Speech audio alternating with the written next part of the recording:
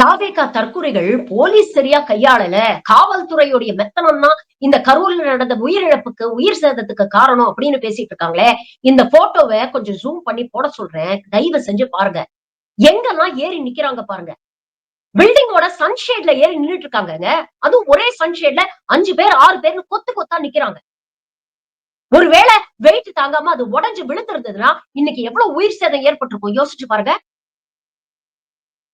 கடைகளோட கூரை மேல, டெரஸ் மேல எல்லாம் ஏறி நின்னுட்டு இருக்காங்க. நல்ல வேளை அந்த மாரி எந்த அசம்பாவிதமும் நடக்கல. இதெல்லாம் பத்தி எவனும் பேச மாட்டான்.